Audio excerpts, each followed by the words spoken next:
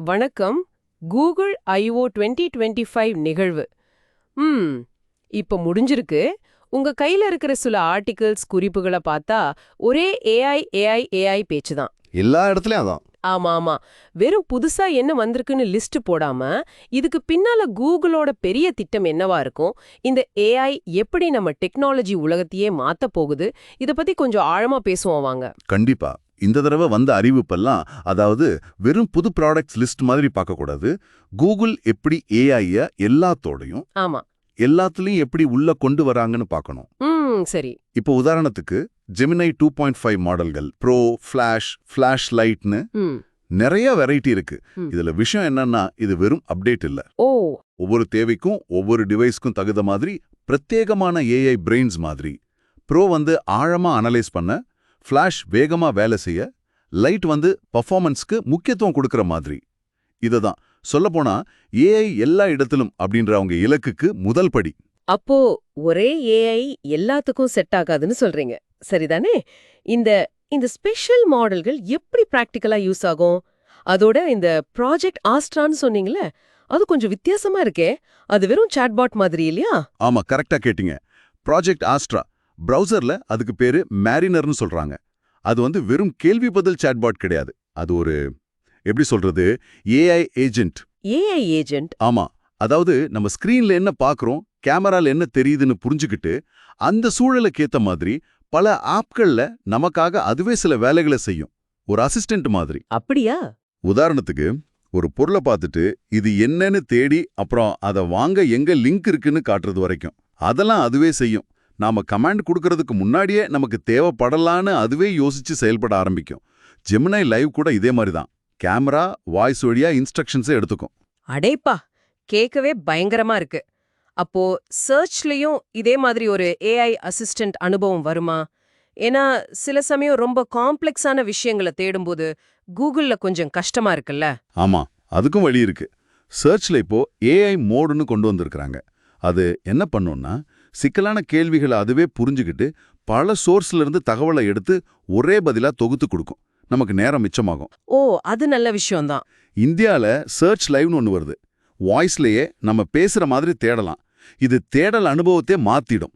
இதுவும் அந்த AI agent கான்செப்டை நோக்கிய ஒரு ஸ்டெப் தான். அளவல தரது ஒரு பக்கம், ஆனா நிஜ உலகத்தோட ஏஐய கனெக்ட் பண்றாங்களே, ஆண்ட்ராய்டு XR ஸ்மார்ட் கண்ணாடிகள், சாம்சங் ஓபி பார்க்கர் கூடலாம் சேர்ந்து பண்றதா சொன்னாங்க. அதை பத்தி என்ன நினைக்கிறீங்க? இது நிஜமாவே ஒர்க் அவுட் ஆகுமா? ஏஆர் பிராக்டிக்கலா மாறுமா? அது ஒரு முக்கியமான முயற்சி. இந்த கண்ணாடிகள் என்ன பண்ணோம்னா, நம்ம பார்க்குற பொருட்கள் மேல உடனுக்குடனே ஏஐ தகவல்களை காட்டும். ஓ, அப்படியா? ஒரு செடியை பார்த்தா அதோட பேரு, எப்படி வளர்க்கறதுன்னு டிப்ஸு, இந்த மாதிரி. ஏஐ வெறும் ஸ்கிரீன்ல மட்டும் பார்க்காம நிஜ உலகத்தோட இப்படி சேர்த்து பார்க்கறது ஒரு பெரிய விஷயம்.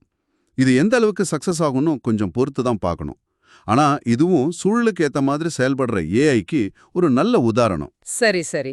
இந்த பெரிய பெரிய விஷயங்கள் இல்லாம நம்ம டெய்லி வேலைகள்ல இமெயில் அனுப்புறது, கோடிங் பண்றது, இதுக்கெல்லாம் ஏதாவது ஹெல்ப் இருக்கா? நிச்சயமா இருக்கு.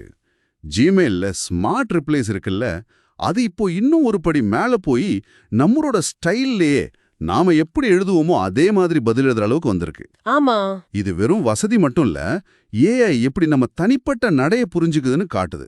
அப்புறம் டெவலப்பர்ஸ்க்கு ஜெமினை கோட் அசிஸ்ட் ஆல்ஃபா இவால்வ்னு டூல்ஸ் இருக்கு. கோடிங் எழுத, செக் பண்ண, இன்னும் பெட்டராக்க இதுக்கெல்லாம் உதவும். அதே மாதிரி கிரியேட்டிவ் சைடில் VO3ன்னு ஒன்று இருக்கு. டெக்ஸ்ட் கொடுத்தா வீடியோ பண்ணும். அதோட இப்போ டயலாக், சவுண்ட் எஃபெக்ட்ஸ் எல்லாம் கூட சேர்க்க முடியுது நம்ம கண்ட்ரோலோட.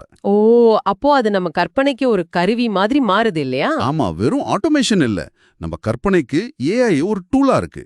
இமேஜின் 4, ஃப்ளோ, ஜூல்ஸ்னு இன்னும் சில கருவிகள் படங்கள், வீடியோ, UI டிசைன் எல்லாத்துக்கும் ஹெல்ப் பண்ணும். இதுல அந்த ஜெமினை நானோ பத்தி சொன்னீங்களே, போன்லயும் ஆஃப்லைன்ல வேலை செய்யும்னு, அது எந்த அளவுக்கு முக்கியம்?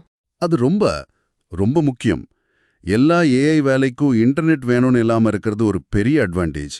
சின்ன சின்ன வேலைகள், ஒரு டெக்ஸ்ட்டை சுருக்கி சொல்றது, டிரான்ஸ்லேட் பண்றது, இதெல்லாம் போன்லயே நடந்தா வேகமா இருக்கும். நம்ம பிரைவசியும் ஒரு விதத்துல பாதுகாக்கப்படும்.